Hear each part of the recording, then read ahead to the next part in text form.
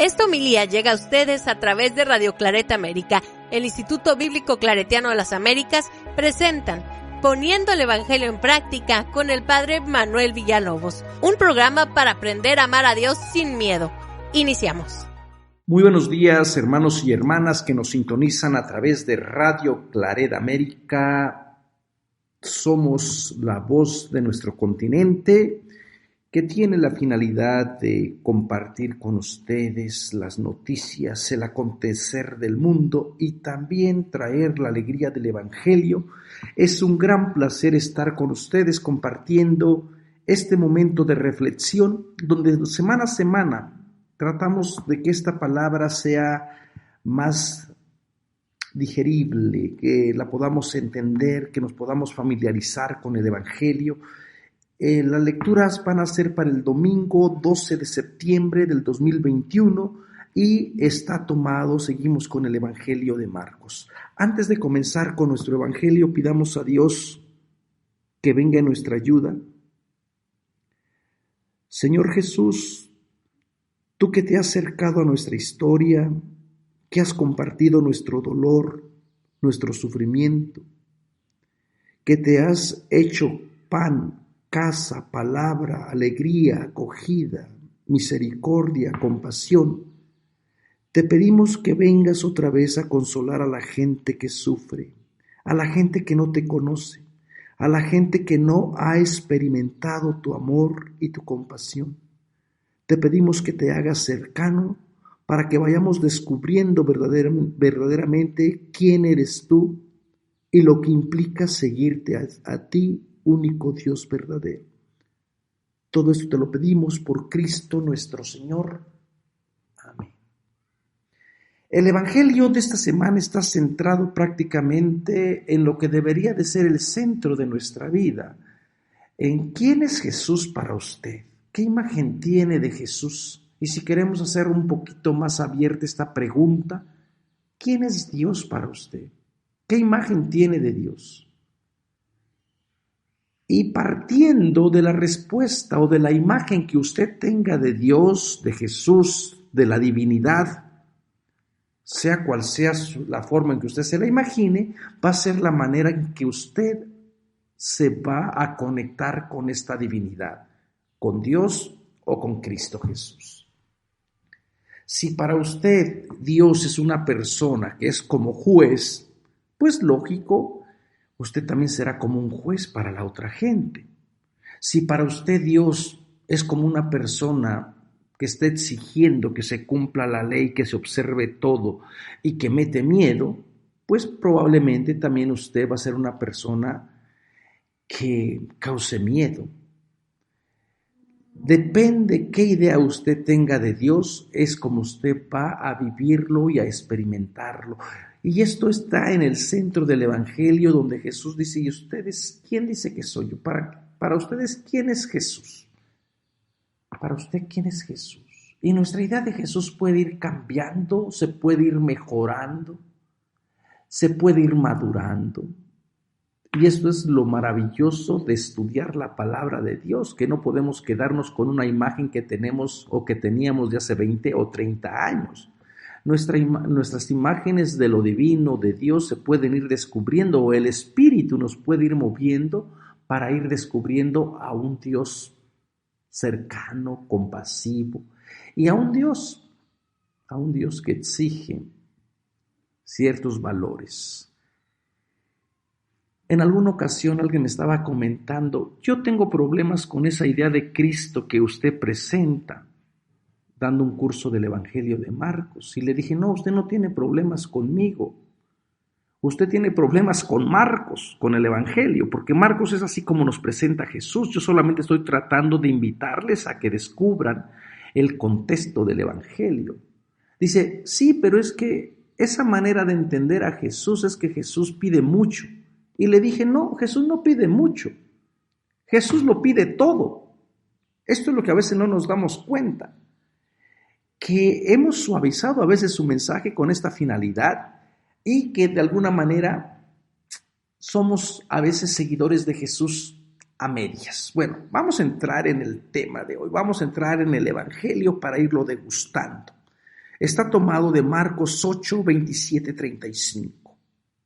En aquel tiempo, Jesús y sus discípulos se dirigieron a la aldea de Cesarea de Felipe.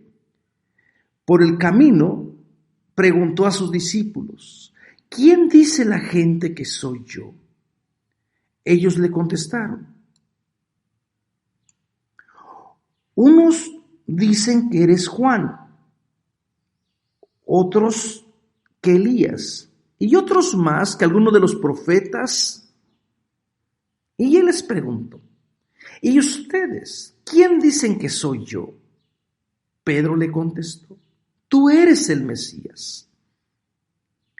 Él les prohibió terminantemente decírselo a nadie y empezó a instruirles: el Hijo del Humano tiene que padecer mucho, tiene que ser condenado por los ancianos, los sumos sacerdotes, escribas, ser ejecutado y resucitará al tercer día.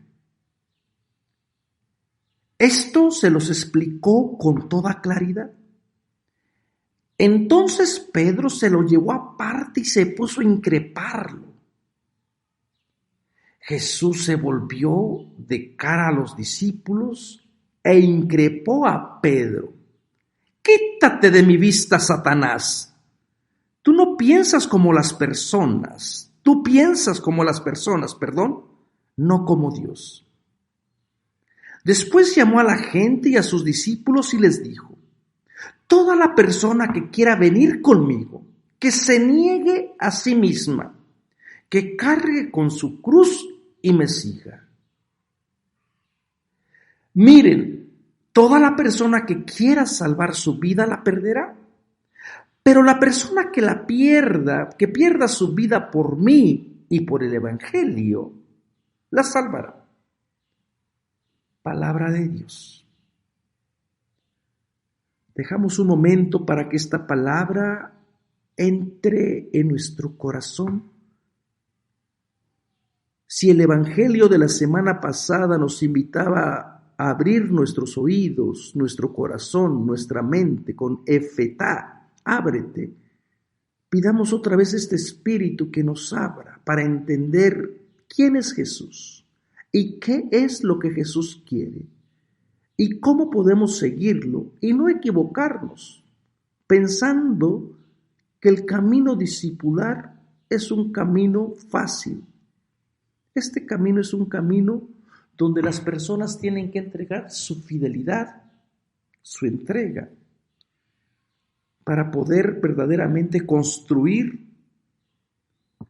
comunidades sanas, saludables, llenas de vida.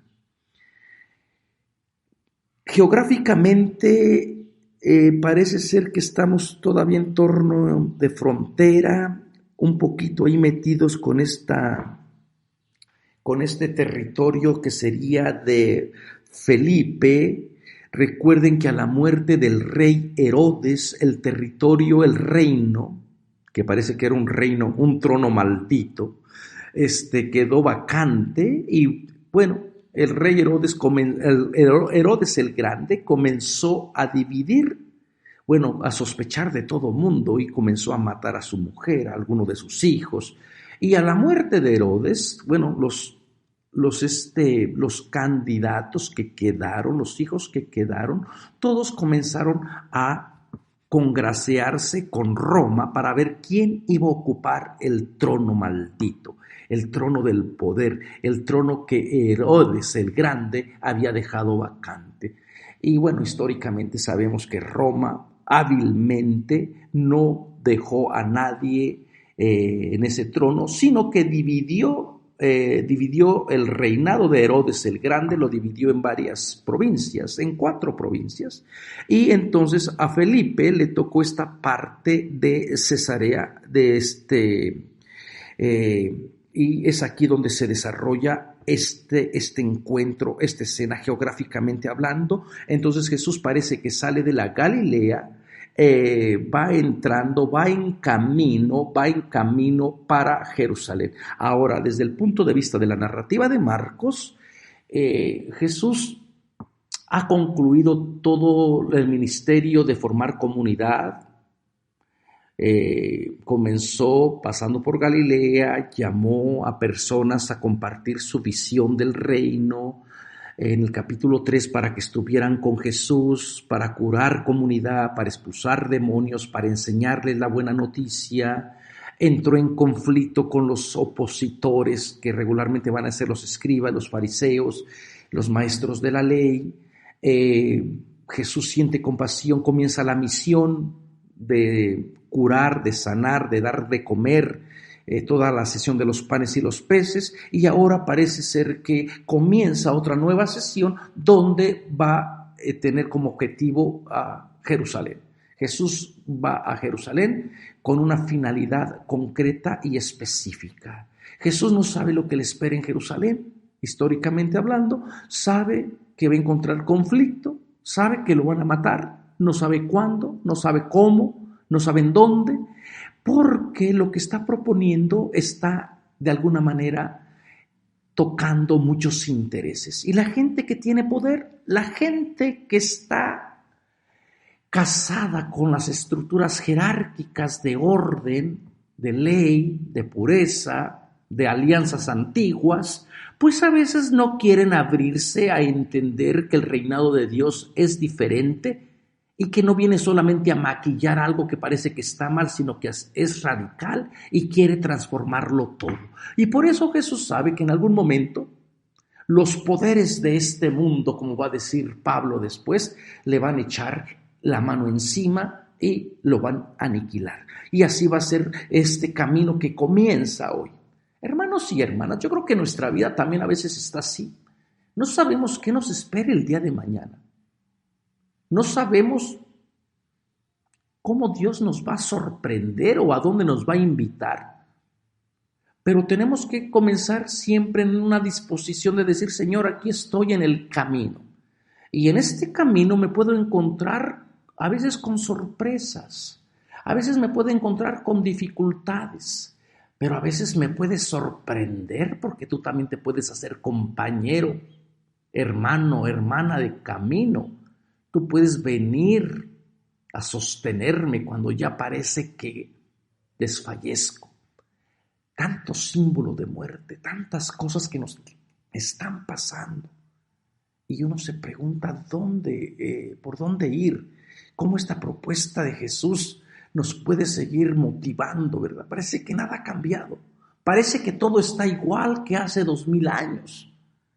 Tanto odio, tanta violencia, tanto crimen organizado. Ya casi ni les digo lo que está pasando alrededor de aquí de la casa donde vivo, porque a 2 kilómetros se encontraron como 5 personas decapitadas, ya en estado de putrefacción. Y así es, este es nuestro escenario. Y la gente parece como que se acostumbra a vivir con tanta muerte. Y ante esto tendremos que preguntarnos, ¿quién es Jesús?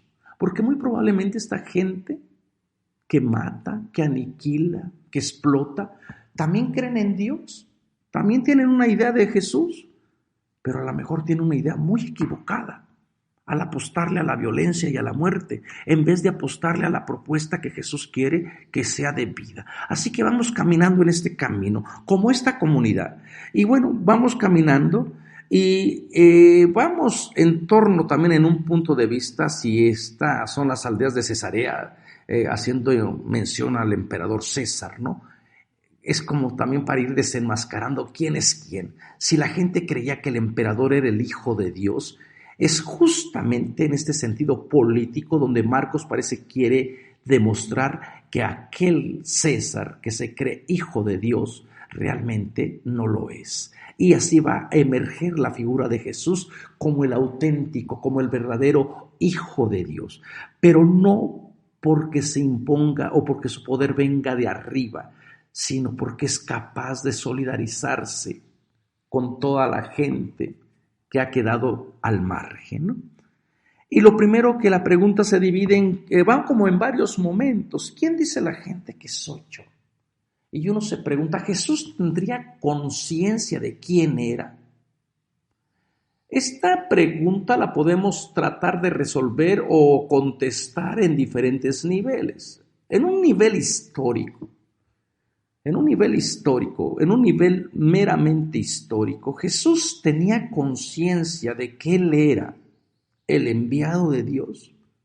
Jesús tenía conciencia de que Él era el Hijo de Dios. Porque nosotros pensaríamos, ¿cómo no lo vas a ver si Jesús es Dios, si Jesús todo lo sabe?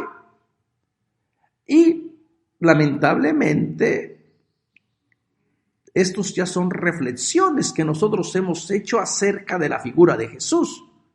Pero les estoy haciendo el énfasis desde el punto de vista histórico. Jesús sabía, tenía una conciencia plena de que Él era el Hijo de Dios.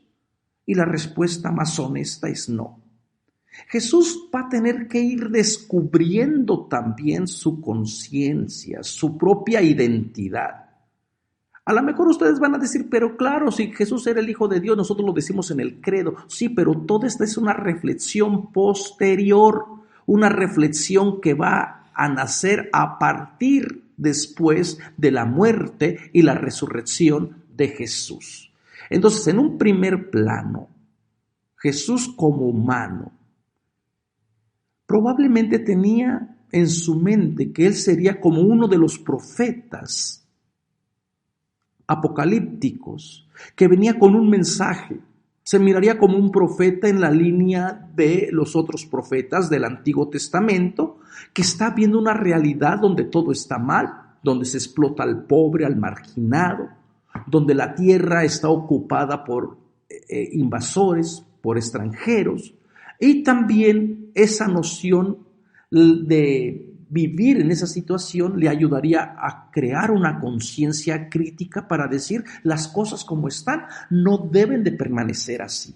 Entonces Jesús, como este profeta apocalíptico, como esta persona enviada por Dios, poco a poco también va a ir descubriendo su propia identidad. Ahora, en un plano también meramente humano, la pregunta de ¿quién dice la gente que soy yo? Para aquella comunidad era importante ver la opinión que la otra gente tenía de la persona, porque se movían por los valores que nosotros llamamos de honor. Lo contrario al honor a veces es la vergüenza.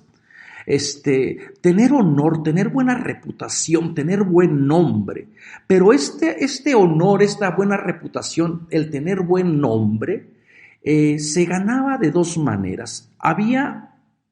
Había la primera manera de tener buen nombre, de tener buena reputación, de ser una persona honorable, era primeramente por nacimiento. Si nacías de una familia que cumplía la ley, que era temerosa de Dios, que sabía cuál era su lugar en relación con las otras personas y con Dios, entonces era un honor que la persona ya tenía. Por eso era que eran importantes las genealogías, para decir, a ver, en mi genealogía, ¿quién ha estado?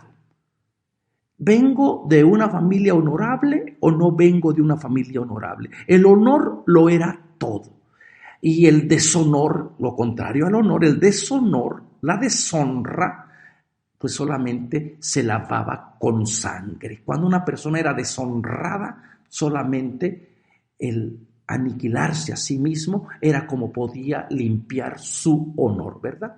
Entonces, y también la otra noción para adquirir honor era hacer algo por la comunidad, era tener algún tipo de servicio para la gente. Por eso es que los ricos de aquella época, muy a su pesar, pues a veces donaban que la sinagoga, o que hacían que algún edificio público, o que si los baños, o que el ágora, para que de esa manera la gente hablara bien de esa comunidad y vivieran en honor. Entonces el honor era sumamente importante y era también necesario saber qué es lo que la otra gente piensa de mí, porque no tenían una personalidad individualista como lo tenemos ahora. Ahora nosotros, celebramos desde este filósofo francés de Descartes, de pienso, luego existo, donde pone al ser humano primero, al individuo, y luego el razonamiento.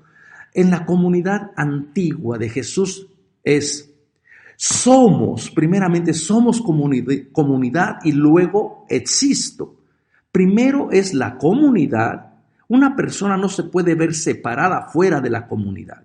Una persona que no tenía este tipo de conciencia individualista, primero es la comunidad. Todo gira en torno a la comunidad. Primero comunidad, por eso hay que apoyarnos, hay que ser solidarios y por eso era importante saber la opinión que la otra gente tenga de mí. Porque de esa opinión que la gente tenga de mí, voy a ir sabiendo si realmente voy por el buen camino, ¿verdad? Claro, la psicología moderna ahora pone todo el énfasis en la persona individual. Y así lamentablemente la gente dice, bueno, estando bien yo, aunque los demás se mueran, no me importa lo que los demás piensen. Muy difícil de entender, muy egoísta también de entender. Entonces, podemos nosotros pensar, esa figura no es lo que Jesús está tratando de pensar, ¿no? Él quiere entender qué imagen la gente tiene. Y yo creo que sería bueno entender también, comenzar a hacer este énfasis. ¿Quién soy yo para la otra persona? ¿Qué idea tiene la otra persona de mí? ¿Me considero una persona positiva, una persona que esté tratando de ofrecer algo a la comunidad? ¿O me puedo convertir como en un parásito, una persona tóxica? Esto es lo que está de fondo. ¿Qué aportas tú como persona a la comunidad? Porque hay una realidad del ser humano, es que somos seres sociales. No vivimos en islas, no estamos como el hongo, solos y venenosos. Somos seres de comunicación. Y yo creo que deberíamos de preguntarnos, ¿qué noción o qué es lo que la otra gente quiere? No porque me importe o porque va a determinar lo que yo haga, sino más bien como para examinarnos y decir, ¿qué no estoy haciendo por mi comunidad? ¿O qué puedo hacer más por la comunidad? Porque desde esta manera podríamos replantearnos todo nuestro sentido de vivir la vida. Entonces, Jesús parece que va con esta línea, decir, ¿qué idea tiene la otra gente de mí? Y es lógico que toda la gente tiene una idea de Jesús. Bueno, y hasta el día de hoy, todo el mundo se ha formado una idea. Y lo primero que le dice, la idea que se han formado la gente, pues unos dicen que eres Juan el Bautista. Fíjense, la figura de Juan el Bautista. Históricamente es probable que Jesús fuera discípulo de Juan el Bautista.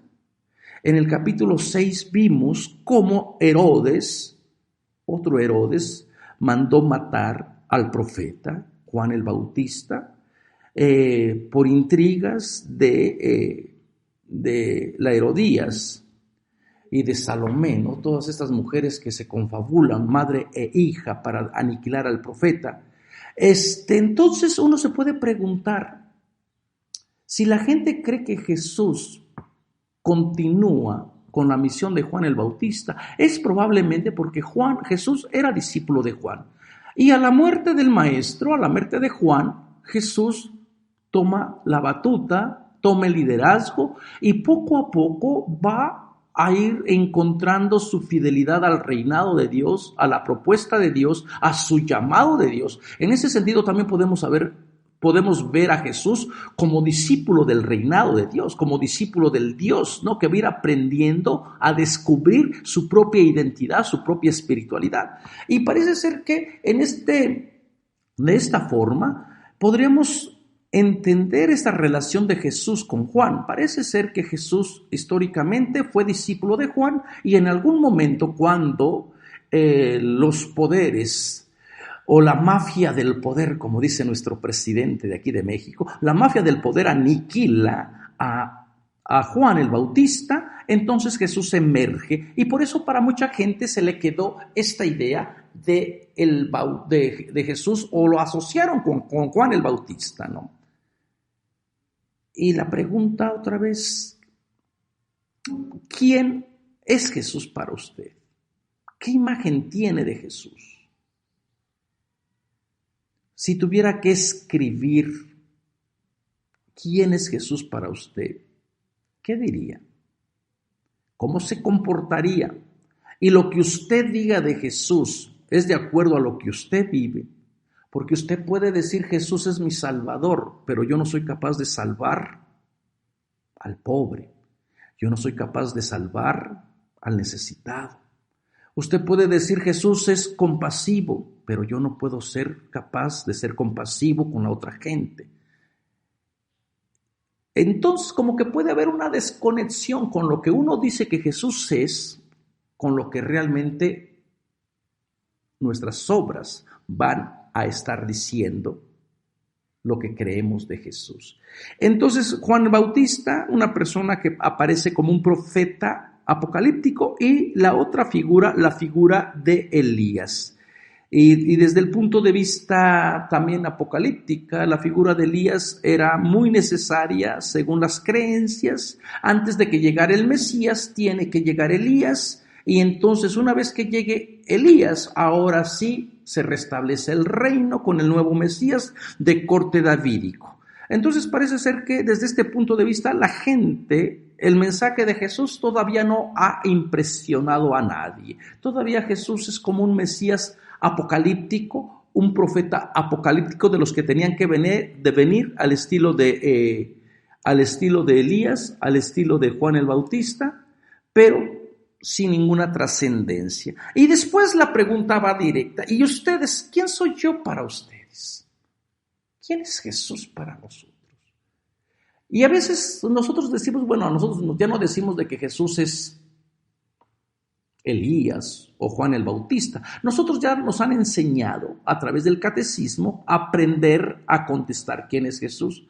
Y nosotros nos enseñaron a decir que Jesús es la segunda persona de la Trinidad.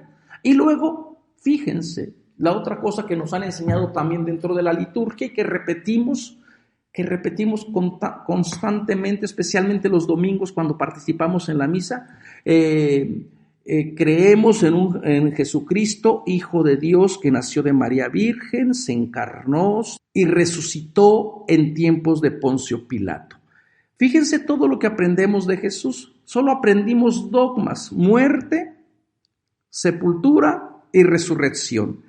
Pero no hemos aprendido del Jesús que fue cercano, del Jesús que curó, del Jesús que tuvo compasión con la gente marginada, del que sintió, del que lloró a la muerte de sus amigos, de Jesús que se le conmovieron las entrañas cuando miró a las multitudes de personas que no tenían que comer, del Jesús que dijo las bienaventuranzas. Toda la vida de Jesús prácticamente como que no se nos ha enseñado. Se nos enseñó solamente el dogma de que Jesús nació de María Virgen, rápido, murió, fue sepultado y resucitó. Bueno, murió, lo mataron más bien, ¿verdad? Y toda la vida de Jesús se quedó como en un vacío. Y tendríamos que volver a reaprender todo esto, porque entonces no vamos a tener una idea de quién es Jesús. Si nos quedamos solamente con las tres verdades fundamentales del nacimiento: muerte, crucifixión, sepultura y resurrección. ¿Pero por qué lo mataron? ¿Dónde está el Jesús que caminó sobre las aguas, que tocó al leproso, que compartió el pan, que invitó a multitudes a seguirle? Tendríamos que recuperar esa otra parte, ¿verdad? Entonces, por eso la pregunta es directa. Para ti, ¿quién es Jesús?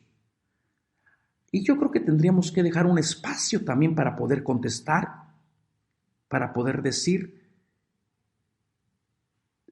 ¿quién es Jesús para ti? No por lo que te lo han enseñado, porque eso parece ser que Jesús no es lo que busca, sino por lo que tú has experimentado. ¿Quién es Jesús? ¿Cómo has experimentado a Jesús en tu vida? Y entonces dice Pedro representando a la comunidad, contestó: tú eres el Mesías. Tú eres el Mesías. La palabra Mesías significa, bueno, de ahí viene la palabra Cristo. Cristo, Mesías. Cristo y Mesías es lo mismo y significa el ungido. ¿Y quién era la persona ungida?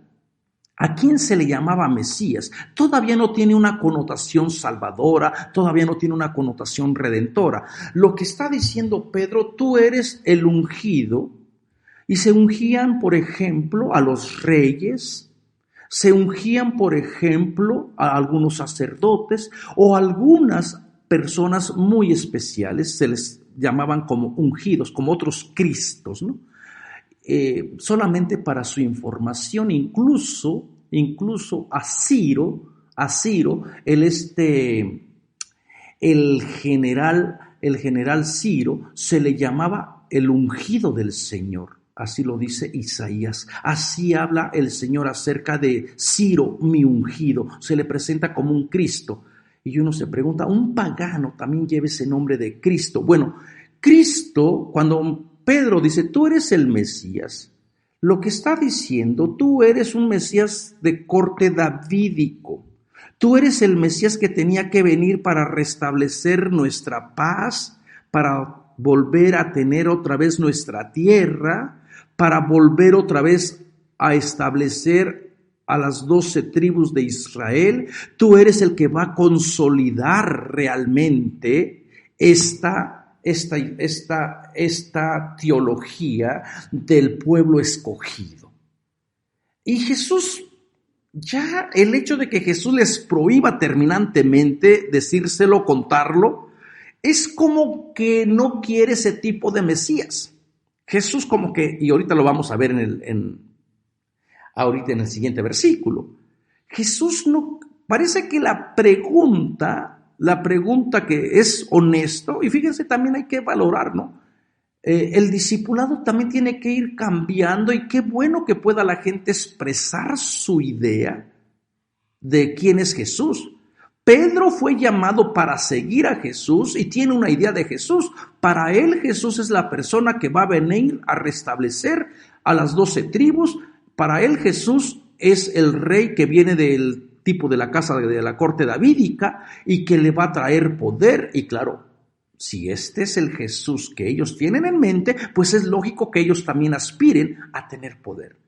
Por eso, hermanos y hermanas, si tu idea de Jesús es alguien que tiene poder, pues también a veces tú vas a querer tener ese poder y ejercitar ese poder. En cambio, si tu idea es Jesús de que está entre los pobres, que vive con los pobres, que está con los marginados, tuve hambre, tuve sed, estaba enfermo, estaba desnudo, estaba enfermo, entonces tu espiritualidad se va a acrecentar al reconocer a Jesús que vive en las personas más desdichadas, en las personas que lloran, en la gente que sufre.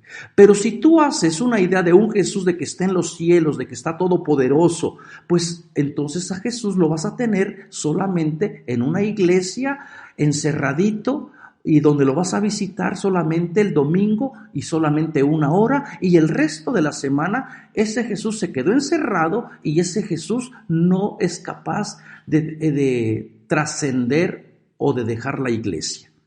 Pero en cambio, si tu idea de Jesús es alguien que se solidarizó con todas las miserias humanas, entonces nuestro reto de descubrirle, de acercarnos, de acrecentar nuestra fidelidad, pues es abrazando a toda esa gente que nos vamos a encontrar diariamente, y que regularmente ese tipo de gentes nunca va a la iglesia, porque en primer lugar parece que la iglesia se ha convertido en un club VIP, donde solamente ciertos grupos pueden participar.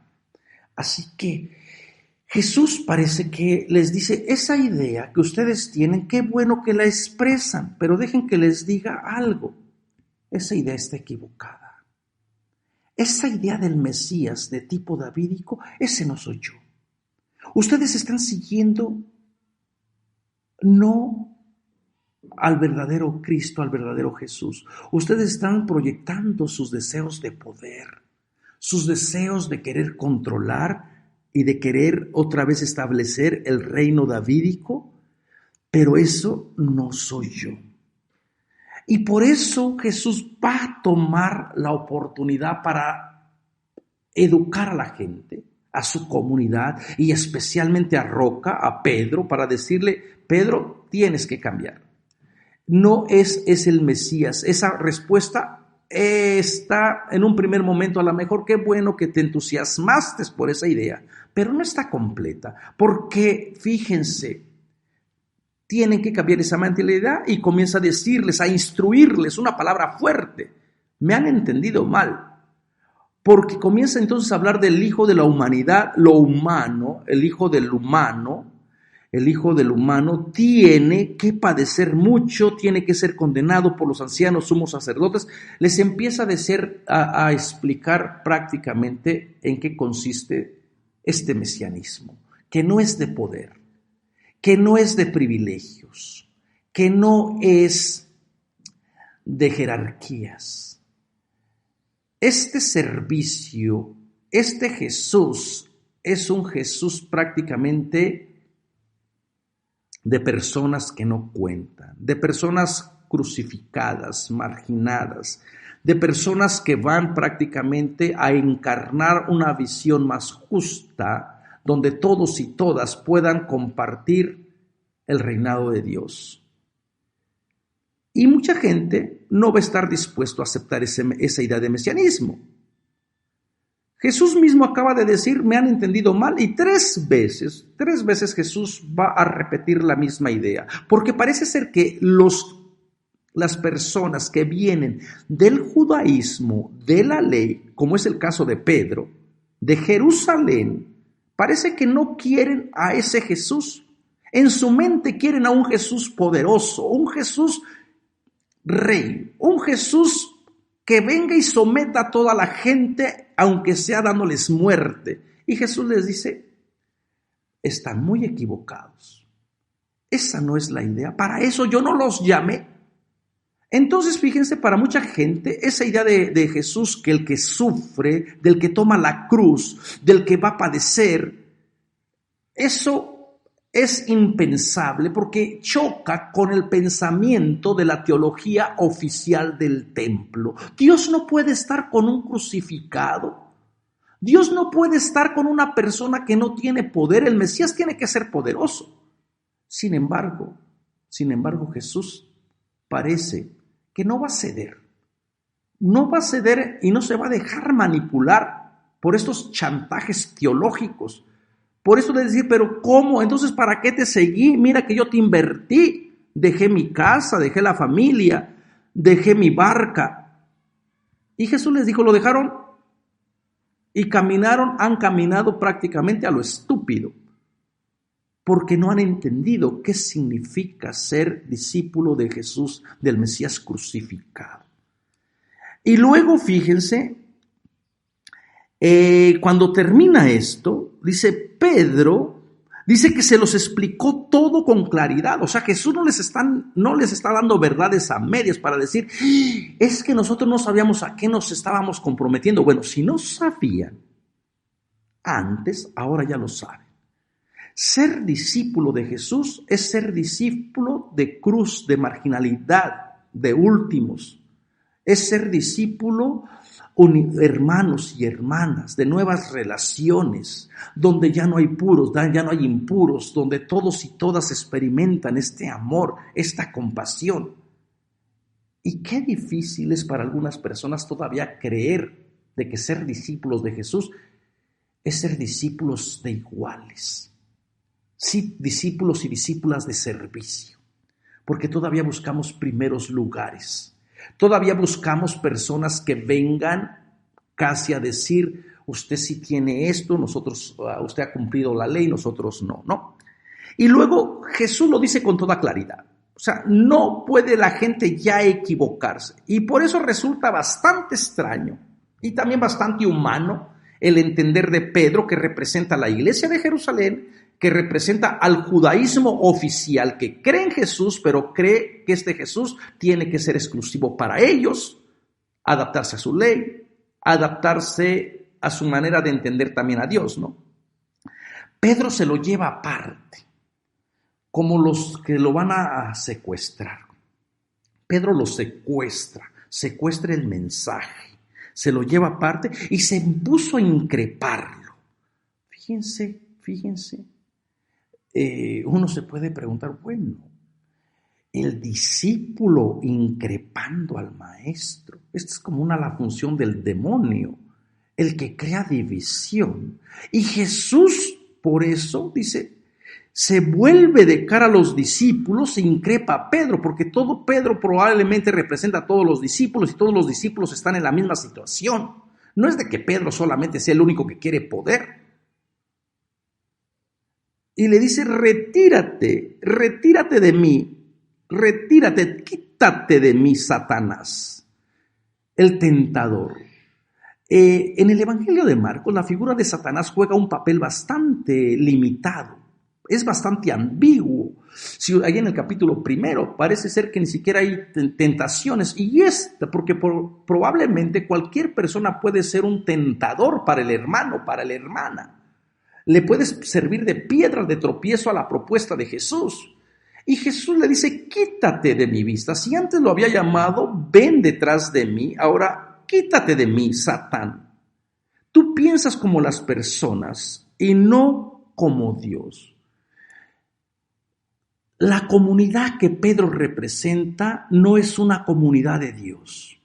Es una comunidad que está bajo el influjo de Satán, el Satán del poder, el Satán de la tentación, el Satán que quiere establecer el orden, la pureza, el legalismo.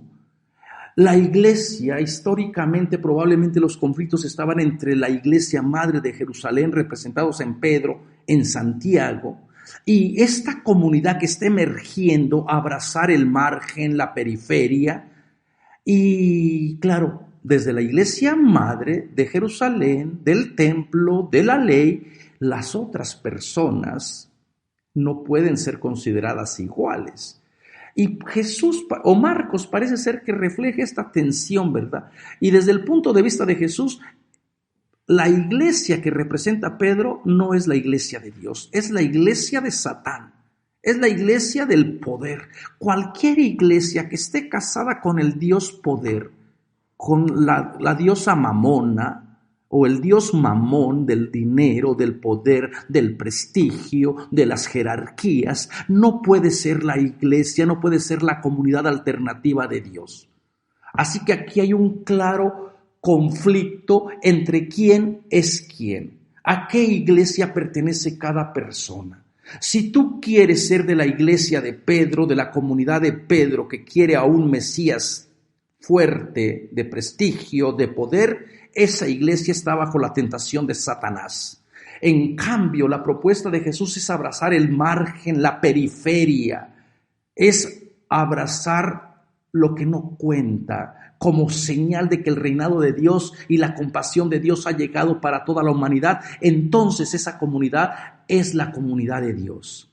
Y por eso Jesús le dice, retírate, quítate de mí. Tú piensas como las personas, pero no piensas como Dios. ¿Por qué? Porque Dios no es poder. El poder de Dios es el del crucificado. Y luego Jesús llama a la gente y a sus discípulos y les dijo, ok, ya entendieron que hay estos conflictos, hay personas que creen que yo voy a ser el Mesías, su Salvador, su Redentor, y esas personas se han dejado seducir por el tentador, por Satán, que los ha engañado, porque esa no es mi misión. Mi misión es una misión abierta, y escúchenme todos, escúchenme toda la gente, abre la misión. Toda la persona está invitada a venir conmigo, pero no a seguir a Pedro, no a seguir a estas personas que están desquiciadas de poder, que están obsesionadas por su ley, por mantener el orden. Hay que seguir a Jesús, no a Pedro, no al poder, no a jerarquías, porque allí no está Dios. Hay que seguir a Jesús, negarse a esas ideas nacionalistas que uno tiene. Si tú estás pensando que voy a restablecer, diría Jesús, el nuevo Israel, tienes que dejar morir esas ideas porque eso no lo voy a hacer. Renuncia a ello. y comienza a experimentar a Dios. Comienza a experimentar a Dios desde la insignificancia y desde el Evangelio de la cruz. Y desde la cruz hay que seguir. Y aquí tengo que ser bastante claro porque la gente ha hecho de la cruz una virtud. La cruz que Jesús está invitando a tomar es la cruz que tiene la connotación de salvación, de liberación y que va unida a la propuesta del reino, la que está creando comunidades alternativas. Porque lamentablemente la cruz ha sido como el instrumento de oprimir, de decir sufre, sufre, sufre, carga tu cruz para que yo te explote, para que yo te oprima, que a cabo te vas a ir al cielo. Si la cruz que te han cargado o que has cargado te esclaviza, te deshumaniza, no te deja experimentar al Dios de Jesús, al Dios de la vida, entonces esa cruz no tiene nada que ver con la propuesta del reino. La cruz que Jesús quiere que tú cargues o que te invita es la que viene a consecuencia de trabajar por una comunidad más justa, una comunidad solidaria, donde todas las personas se sientan dignas, se sientan invitadas, se sientan incluidas. Eso es perder tu vida a los intereses prácticamente de Satán, de la iglesia de Satán, que representa Pedro con esta idea mesiánica, y ganar tu vida a una propuesta alternativa, donde la buena noticia vuelvamente a ser buena noticia, pero para todos y para todas. Hermanos y hermanas, ¿quién es Jesús para ti? Dos modelos de entender a Jesús. Un modelo que puede ser el modelo que representa Pedro. Para él, Jesús es el Mesías, pero un Mesías de poder, un Mesías que representa la ley, un Mesías que hay que cumplirle si no te excluye. En cambio, Jesús se presenta como discípulo de cruz, discípulo de gente marginada, oprimida, de gente que es necesario anunciarle la buena noticia de liberación. Depende de la idea que tú tengas de Jesús, va a ser tu espiritualidad. Y yo creo que aquí estamos invitados a saber y a entender que esta propuesta de Jesús nos tiene que llevar a abrazar nuestra cruz para que toda la gente comience, experimente a este Dios que es producto de vida. Muchísimas gracias y nos vemos la próxima semana. Los invitamos a escuchar más programas de crecimiento espiritual y emocional en radioclaretamerica.com y a seguir en YouTube a la Escuela Bíblica Claretiana de las Américas. Visite ibicla.org.